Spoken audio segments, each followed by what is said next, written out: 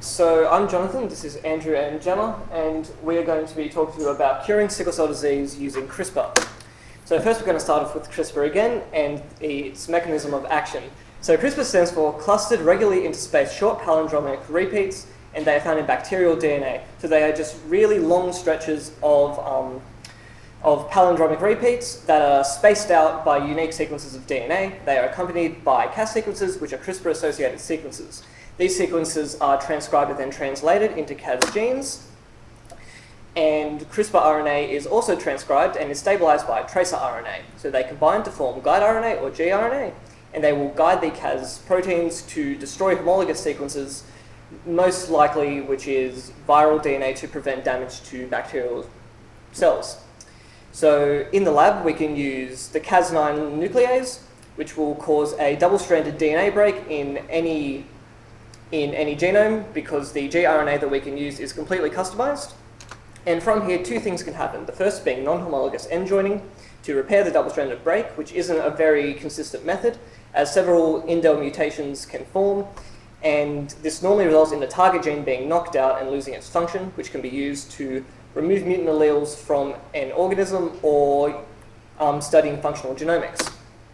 The second thing that can happen is homology-directed repair, where a repair template, which can be completely customized to be anything you want, is replicated into the genome using cell machinery. So sickle cell disease is perfect to be cured in this manner because it is a simple mutation and only a single part of the genome is affected. Okay. Having gone through CRISPR, now we're just going to look quickly at sickle cell disease. So basically, what it is, as you can see on the fancy map, it's prevalent in African and Mediterranean populations. It's also quite prevalent in the Middle East and areas where malaria is a big problem. It's also worth noting that the HBS, which is the mutant hemoglobin haplotypes, can vary in their clinical severity, so some people are going to get hit harder than others. So onto the physiological basis of sickle cell disorder. It is an autosomal recessive mutation for the beta-globin chain of hemoglobin. So when oxygenated, the mutant hemoglobin chain has the exact same phenotype as the wild-type hemoglobin, but when it is deoxygenated, the mutated hemoglobin undergoes a conformation change, as you can see on the right here. So when it's deoxygenated, the mutant hemoglobin will aggregate into long polymers, and these polymers will then aggregate into crystals. These crystals inside of the red blood cells will form a sickle crescent shape, and when the hemoglobin is reoxygenated, the red blood cell will go back to its normal round conformation, and this can cause a cycle of constant sickling and recycling, which weakens the membrane, which leads to premature red blood cell death and an excess of hemoglobin in the blood. These sickled cells also have a tendency to aggregate and occlude capillaries and veins, which can cause a lot of problems for any organism affected. So the genetic basis of sickle cell disease is basically a single base mutation in the HBB gene. Now the HBB gene is the gene in humans responsible for hemoglobin subunit manufacture. Now basically what it does is it makes two beta and two alpha hemoglobin subunits. Now it's found on human chromosome 11 on this lovely map again, 11 position 4.5. Now, like I said before, it produces the two beta subunits. Now, sickle cell replaces these with a mutant beta globin, which is the HBS phenotype. So what these mutant beta globins do is it's essentially a valine replacing a glutamic acid at position 6. It's a single nucleotide change, and it's basically an adenine being swapped out for a thymine. Now what this does is, like we showed you before, when they form in those long crystal polymers, the valine, when it's bound to the alpha subunits in the beta subunits, basically is really negative, and then they'll all join up together when they're deoxygenated. Now, sickle cell disease has a couple of symptoms. It's got some similar to normal anemia, where you've got fatigue, paleness, you're short of breath, you're at increased risk of stroke and like cardiac diseases. Your body can't transport oxygen as well as it usually would be. You're prone to pulmonary hypertension.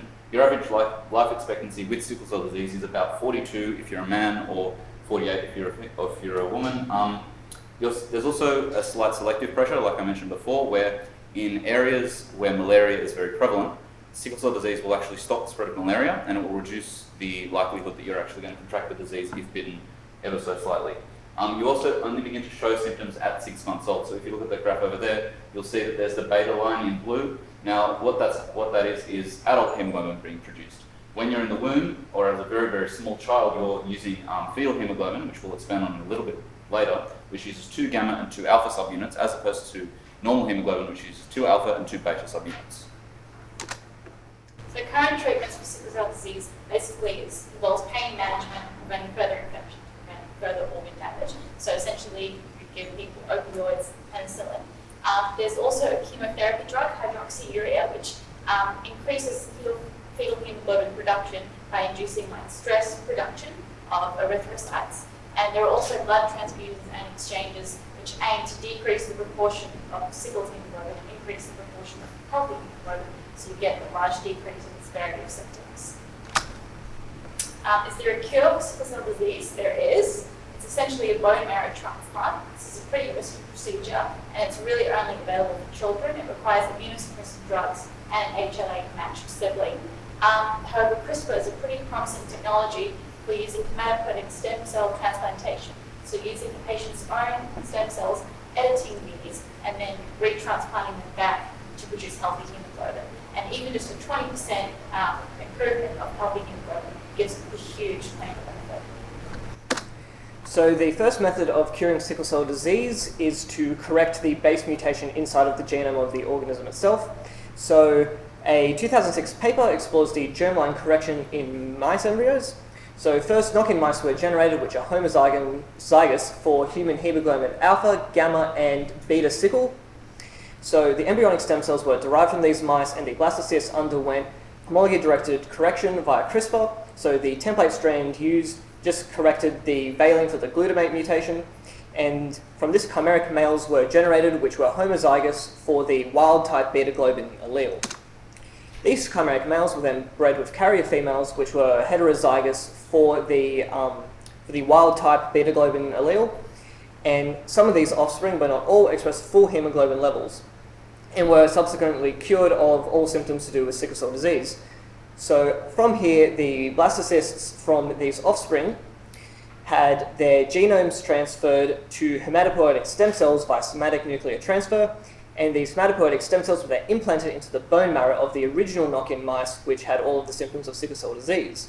These mice showed a 3% increase to normal hemoglobin and were pretty much cured of all symptoms to do with sickle cell disease. So this opened up a lot of hope that the process could be replicated to cure humans with the same disease.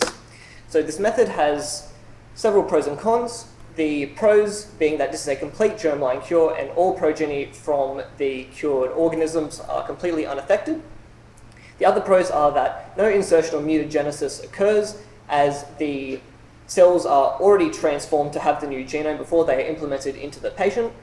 And the pros are this isn't just a preventative method, as it can also be applied to cure living patients who are suffering through the disease.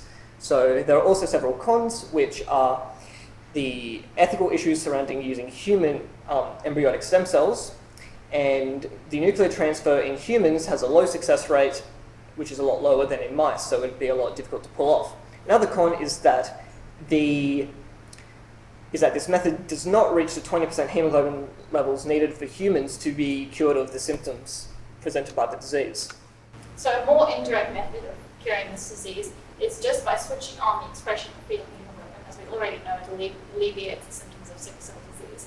So there is already a condition called hereditary persistence of fetal hemoglobin, where the gamma globin is still produced well into adulthood. And people who have HPFH and also sickle cell disease have a really less severe symptoms. So a couple of papers have aimed to induce fetal hemoglobin expression. One method directly aimed to switch it back on by investigating which repressors control the repression of the gene. As you can see, there's a lot of factors that control the repression of the sickle cell of the gamma globin.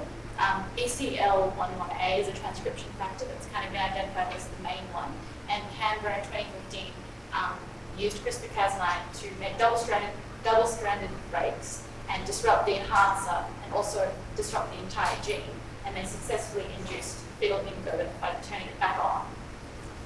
There's also another way which we can induce fetal hemoglobin, and that's just by mimicking the natural mutations that people have with the HPFH genotype.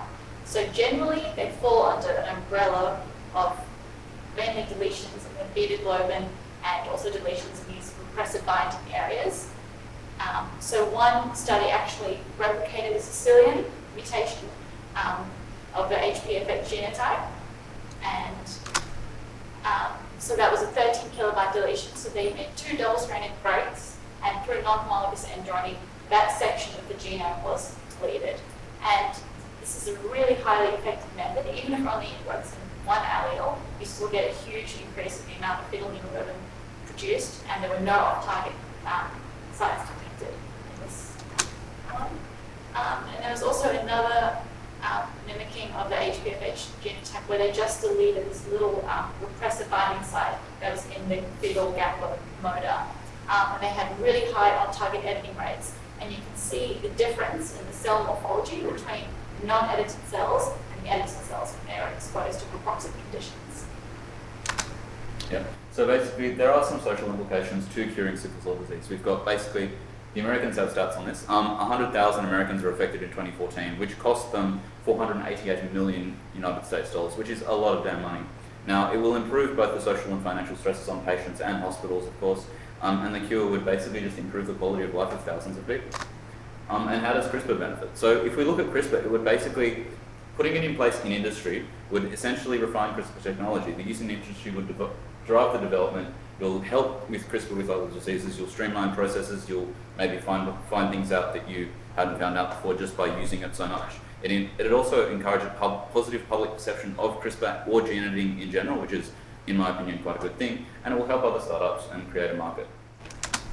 So in conclusion, we think that these NHEJ strategies that just involve double-stranded breaks and deletions are probably the most feasible ways in which we can treat sickle cell disease.